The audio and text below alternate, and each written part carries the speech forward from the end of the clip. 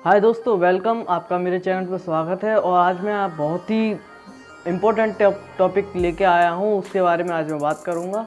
और आज मैं आपको बताने वाला हूँ वो उस टॉपिक के बारे में, जैसे कि आपने थंबनेल में देखा होगा। तो आगे बढ़ने से पहले मैं आपसे कहना चाहूँगा, अभी तक आपने अगर मेरा चैनल सब्सक्राइब नहीं किया है तो सब्सक्राइब कर लीजिए, और अगर वीडियो अच्छा लगे तो एक लाइक ज़रूर कर दीजिए। और चलिए, तो मैं बिना किसी देरी के टॉपिक स्टार्ट करता हूँ। तो आज मैं कहना चाहूँगा, जैसे कि सभी का एक इम्पोर्टेंट क्वेश्चन होता है कि यार पढ़ा हुआ याद नहीं रहता, कैसे भी भूल जाते हैं, बार बार पढ़ते हैं, लेकिन काफ़ी सारे तरीके ट्राई किए, लेकिन जो पढ़ते हैं हम वो याद नहीं रहता हमें।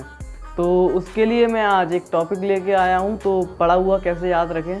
तो 100% मैं 100% आपको देना चाहूँगा गारंटी इस बात की कि आपको पढ़ा हुआ अब याद होगा इस वीडियो देखने के बाद। तो बने रहिए मेरे साथ और बिना वीडियो को स्किप किए बस ये वीडियो देखिए, उसके बाद फिर आप देखना आप किसका पढ़ाई में कैसे मन लगता है। फिर आप बिल्कुल भी बोर नहीं होंगे और आपको हमेशा पढ़ा हुआ याद भी रहेगा, आपको मज़ा आएगा फिर पढ़ाई करने में। तो चलिए स्टार्ट करते हैं। तो जो मैं आज जिस डिस्कस के बारे में बताना चाहता हूँ, दरअसल वो सिर्फ एक टॉपिक ही नहीं है, मतलब ये एक साइंटिफिक प्रूवन है।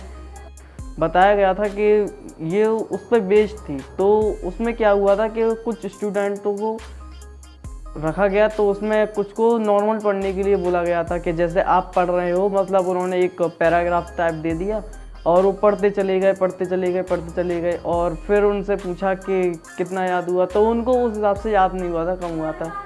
लेकिन एक दूसरा टाइप से उन्होंने बनाया था, तो उन्होंने एक तरीका अपना बताया कि आप इस हिसाब से आप याद कीजिए। तो उन्होंने सेम इट एज ही वही पैराग्राफ उनको याद करने के लिए दिया। तो उन्होंने एक ट्रिक बताई उसको कि आप जो पैराग्राफ दिया है उस पैराग्राफ को पढ़ने के बाद, मतलब आपने वो पैराग्राफ पढ़ा, तो उसमें आप खुद से क्वेश्चन बनाइए। या फिर आप किसी क्लास में हैं, या फिर हाई स्कूल है, 10th है, 12th है, या ग्रेजुएशन है, तो आपका कोई भी टॉपिक है, तो उसको ना आप एक टॉपिक है उसमें से क्वेश्चन बनाइए खुद।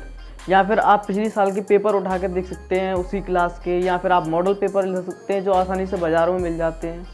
तो आपने जो टॉपिक पढ़ा है उस टॉपिक के बारे में उसमें पेपरों में या फिर अनसॉल्व में आप देख सकते हैं। उसमें कोई टॉपिक लीजिए, कोई क्वेश्चन लीजिए जो आपने जो टॉपिक पढ़ा है उससे सिमिलर हो।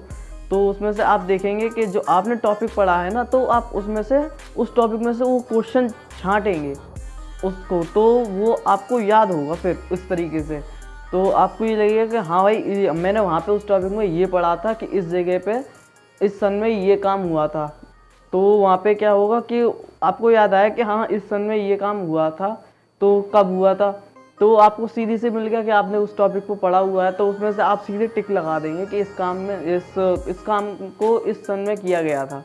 तो इसी तरीके से किसी की प्लेस पूछ लें, या फिर बीच में भी कोई भी पैराग्राफ XYZ, अगर आप डीपली उसे पढ़ते हैं और आप खुद उसमें से जब क्वेश्चन बनाएंगे ना, अपने आप खुद ही लिखेंगे कि इसका क्या क्वेश्चन हो सकता है, तो जब आप पढ़ेंगे उसको, तो सच मानिए दोस्तों, उसका अलग ही मज़ा आएगा, क्योंकि बहुत जल्दी और बहुत तेज़ी से आपको याद होगा और आप फिर भूलेंगे नहीं। क्योंकि जब आप अपने माइंड में क्वेश्चन बनाएंगे ना, तो वो चीज़ एक बार अंदर जाने के बाद ना फिर बाहर नहीं जाएगी आपके दिमाग से, वो अंदर आपके बैठ जाएगी। तो आपको हमेशा याद रहेगा कि हाँ यार ये टॉपिक था, हाँ इसका ये आंसर होगा, मुझे याद है। क्योंकि आप जब अपने आप से खुद ही क्वेश्चन बनाएंगे, खुद ही अपने आप को गाइड करेंगे, तो उसका रिज़ल्ट कुछ अलग ही होगा। तो ये थी मेरी आज की टिप। तो उम्मीद करता हूँ आपको वीडियो अच्छा लगा होगा। अगर अभी तक आपने मेरा चैनल सब्सक्राइब नहीं किया तो प्लीज़ सब्सक्राइब और शेयर कर दीजिए अपनी फ्रेंड्स को, ताकि ये वीडियो उनके भी काम आए। तो आप ज़रूर ये चीज़ आप अप्लाई करके देखिए, और मैं 100% कहता हूँ कि ये आपको ज़रूर फ़ायदा दिलाएगी, आपको ज़रूर याद होगी। जब एक बार आप टॉपिक बना के उसमें से क्वेश्चन छाटेंगे खुद, तो वो चीज़ आपको बहुत जल्दी याद होगी। तो आज के लिए बस इतना ही। Thank you, take care.